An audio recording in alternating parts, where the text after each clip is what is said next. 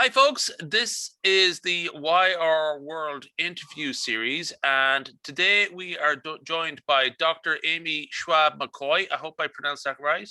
You did, yes. Amy, Dr. Aimee, sorry, Schwab Aimee McCoy. is good. Amy's good. Sorry, yeah, is joining us from Nebraska, so in the United States. So this series of interviews is to sort of get the life experience, the experience and the point of view from our users all over the world and what their lived experience is as being as being part of the R community. So let's start from the start. Could you give us a quick background to yourself, where you are and what you're doing right now? Sure. So I am in Omaha, Nebraska. If you look at a map of the US, point right to the middle, that's pretty much exactly where Nebraska is. So we are just kind of in the middle of everything. Right now, I'm working at a university called Creighton University. It's a small private Jesuit Catholic university. We have about 4,000 undergrads, similar amount of med students, dental students, pre-health, all the like. There, I teach in the math department. I teach statistics and data science courses. Good stuff. Tell me, obviously, you might be teaching R as part of that, that world. Absolutely. Yeah, we use R throughout from our very first introductory statistics class, first data science class, all the way up through stat theory. We're using R throughout. Okay, there's a very interesting thread there I'll follow later on. Just let's sort of start off with yourself. What's your own sort of history with R and statistics? Sure. So I started grad school in 2010. At the time where I did my PhD at the University of Nebraska Lincoln, pretty much all of the professors were still working in SAS, doing their research in SAS. My first R experience wasn't actually through the statistics department. It was through the natural resources department and ecological modeling class that I took. So I got exposed to R that way. Gradually, over my first year or two, other professors in the stat department started teaching with it, working with it, and eventually students started working in R. So I think I was one of the first few to do their dissertation work in the department primarily in R as opposed to in SAS. So I kind of watched it take off with the faculty and with the students as well, which is kind of fun. Okay. So would it be fair to say that you sort of started using R before, let's say, the tidyverse explosion in 2015? That you sort Yeah, of like have absolutely. both perspectives there? Yeah, so I have actually a pretty vivid memory of my first tidyverse exposure. So in 2012, we had a stat tool seminar that everyone took in my department. And we all did individual presentations on various R packages or software tools. And this was when ggplot was first transitioning to ggplot2. So I gave a presentation on it in 2012, and who knew it would take off? Good stuff. The and how was your transition? Like, how has the transition in how's that impacted teaching? Like, It have you incorporated it into your teaching? Yeah, absolutely. So it's been a really fundamental shift for me in my teaching. From when I first started out, we used a lot of applet based statistics tools. I used Jump a lot in the classroom to now teaching exclusively in R. I use a bit of tidyverse and base R when I'm teaching, just depending on the audience and what they will eventually go on to do. But it's been really fundamental shifting to something that students have access to after my class. They can continue to use in their research, internships, any other projects that they go on to do. Good stuff. And just a sort of couple of interesting questions to sort of that you raised there. First off, actually tell us about Nebraska. First off, it's not a state we hear a lot about. I mean, we hear about the Sage of Omaha, Warren Buffett, if we're watching the business news or something like that. But it's a sort of one of the lesser known states of the US. Like, give us a sort of sense of Nebraska. Yeah, it's definitely Nebraska is a very rural state. We have more cows than people, if that gives you a rough idea of kind of the makeup. Omaha itself is the major metropolitan area of Nebraska. There are more people living in the Omaha area than the rest of the state combined. So there's definitely a population center here. We have Warren Buffett, of course, probably our most famous resident. We are also home to the College World Series for college baseball. So in a pre-pandemic world, there would be tons of college students playing baseball in May and June in Omaha. We also are home to the Henry Dorley Zoo, which is one of the two biggest zoos in the US. It's on par with the San Diego Zoo. So definitely a lot more to do in Nebraska than you might think. Okay, we'll have to go there sometime. Tell me, actually, in terms of, I know that the Midwest of the USA is synonymous with agriculture and big prairies as far as the eye can see. And as you mentioned there, cattle. Mm-hmm. That sort of suggests that there might be a sort of a very noticeable industrial sort of lean there in terms of agriculture and food and stuff like that. Would that be fair to say? Absolutely. Yeah. In fact, at the University of Nebraska, the statistics department is in the College of Agriculture and has a lot of strong links with those industries. So I did consulting on crop studies throughout grad school. That's very interesting, because that sort of like might sort of give a suggestion about what statisticians and R users in your part of the world would be sort of interested in: statistics, agriculture, earth science, earth observation. That makes it very like a sort of like there's a sort of critical mass there in terms of those fields. Just actually, so how does that impact how do you interact with the community in the general R community at a sort of regional level? Let's say what they call those states there, the Nebraska and Iowa and so on. I believe they call them the flyover states, but I'm not sure if that's a polite thing to say. Yeah, nobody ever lands here; they just fly on over. Yeah, so there's definitely within the R community, a lot of people who do consulting work here, not just in ag, but in insurance is a big industry here. Omaha is home to several medical schools, so there's a lot of clinical trial research that's happening here. Yeah, just a lot of hands-on work in the community. Okay. Is there would it be, does this reflect in for example our community events or our user groups, or there are any like events like that in the general region? So we do have an Our Ladies chapter. We also have a chapter of the Women in Machine Learning and Data Science group. Both have been somewhat slowed due to the pandemic, but we're hoping to see that take off again in the summer and fall. Okay, I believe that there was a couple of conferences around in Iowa and stuff like that, an unconfer. Yes, yep, there was a unconference. Good stuff, yeah. So the distances are quite phenomenal, though. I suppose that when we're talking about these states collectively, Montana, all those, we're talking about an area the size of Western Europe, with probably the population of just one country in Western Europe. Yeah, geographically, Nebraska and Ireland are about the same size. Oh, wow. Okay.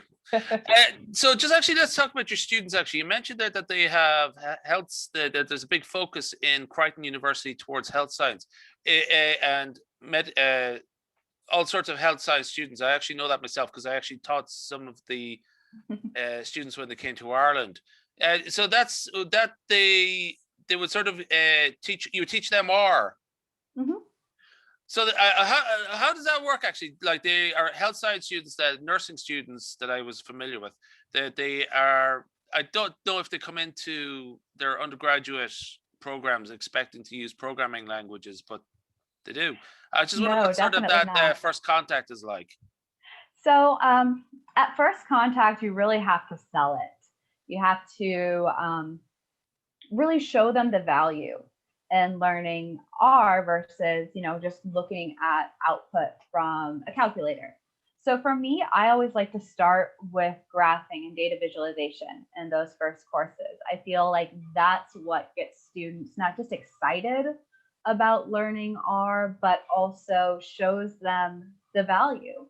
These are the kinds of things that they are, seeing on Twitter, seeing on the news or on Facebook. So giving them the tools right away to create those, I think, makes them understand the value of learning coding. Now, it's definitely not, here's a tidyverse pipeline, go. We build up to it. So a lot of the work that I do is just starting with examples and slowly taking things away. So here's an example of a plot. Now modify it for a different variable, things like that. And we go slow. Most of the students, as you mentioned, are health sciences. About 50% of our students at Creighton at least start pre-med. So we start with a zero knowledge of coding. I'm not expecting much at the beginning. And we definitely ramp our way up throughout the semester. Good stuff. The just in the light, so this interview is being recorded in March 2021, and we're sort of about a year into the COVID crisis. That has obviously affected how the life of a university professor over the last period. But I reckon it's fair to say that like there's a lot more appreciation of statistics in health science in the general populace over the last year. That's a lot of them will be much probably a lot clear about the expectation of R numbers and daily case rates going forward. Just actually, that's on that subject. We won't delay in it too much, but how's the COVID crisis affecting your teaching now that you're teaching or remotely? I've been teaching completely online for about a year now. So all of my class sessions have been either pre-recorded, completely flipped classrooms, or live classrooms in Zoom. As an adjustment, I've began pre-recording lectures offline. So students will watch those on YouTube or wherever they choose to watch them. And then my in-class sessions have become purely labs. So we work through practice problems. We do coding live. I have students working in their breakout rooms, sharing results on Google Docs, trying to make it as active and collaborative as I can, given the distance. Many of our students aren't even in Omaha this year. So definitely a lot of adjustment has been needed to transition online. It's much more time consuming to teach online and do it well. Yeah, it's a sort of like I'm sure that a lot of people sort of who are forced into this situation would have appreciated more time. Just actually, as an aside to your teaching, what's your sort of general research interests? So that's a good question. My research is kind of twofold. So I do a lot of work in statistics education and data science education. So studying data science teacher development, studying preconceptions that students have about data science or statistics before taking a class. But I also do a bit of work in generalized linear mixed models. Specifically right now, I'm working on a project to take some resources that exist for GLMMs and translate them into a more R-friendly workspace. I've found over the past few years that there is so much that can be done in R, but it's very disconnected, the packages that you would use for one situation versus the other. And for a new modeler, I think it's difficult to figure out what to use. So my task has been to kind of collate all of these resources, build a repository of examples that somebody who wants to pick up GLMS can do so in R easily. So that's been my side project for about 6 months. Good stuff. That's just actually sort of going back to the matter of education and data sciences. That's a fairly new field. I mean, that's like when people are entering college now for the first time, I'm sure that many would have an appreciation of it. And the teaching data science as a career, what's your sort of point of view there? How you've sort of seen that transition go over the last, let's say, 5 years? It's definitely grown. So I came to Creighton about 4 years ago. While I have been here, we launched first a data science minor, now a major. Our minor especially is pretty popular. We graduate about 10 minors a year, which at a university of our size is fairly impressive for a new program. We have an introduction to data science class that we've offered, I believe now 4 times. It's been full every time. So you see more and more people wanting to get that experience. At Creighton, we also have a strong foundation in undergraduate research. Most of our students will do some sort of research project with a professor. So enabling them to use R in that research through intro stats, intro data science has really kind of had ripple effects in the sorts of projects our undergraduate researchers can achieve. Good stuff. So the next question actually is, what's your sort of, I mean, after the COVID crisis is over, and we hope it'll be over soon, but what's your sort of let's say long-term goals, let's say long-term being 5 years, with let's sort of focus it in on R, like what's your ambitions there? Right. So long-term goals, I definitely would love to get that GLMM book finished and out into the world. I'm also looking to develop some online tutorials for biostats, clinical trials analysis, longitudinal data analysis, all kind of based on this experience that I've had teaching people in the health sciences, and make sort of create some more interactive course materials that are out there for not just my students, but for anyone in the world to use. Excellent. So good stuff. And the final thing is just actually, what sort of challenges do you sort of face actually, just like being an R user? I would guess that it's like when you're in your own position, it's it's a sort of your job, so to speak, so that you've time to overcome these challenges. But what would your sort of like see the challenges of your peers, let's say people in other departments, with regard to using R, and how they would overcome them? I think one of the biggest challenges for any R user, and I think most R users would agree, is just getting started.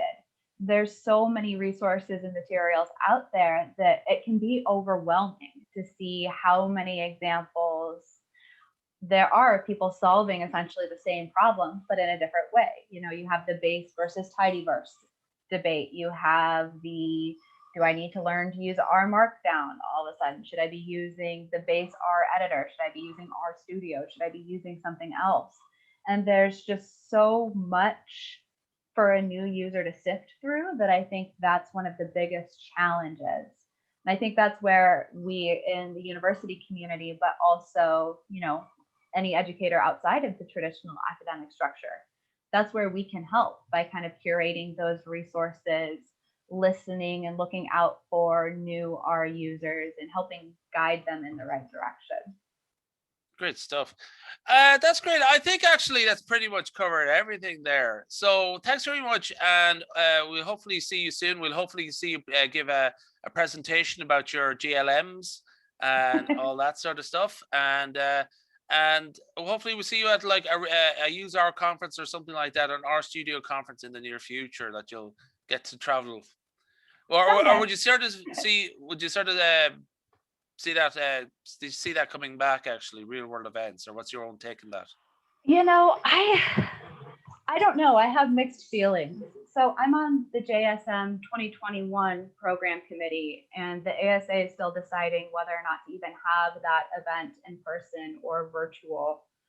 I think the biggest challenge is actually going to be to convince universities to give that travel money back out. They haven't had to spend it for a year, and that's an interesting point, hard actually, to get it back. Yeah, that's a very interesting point.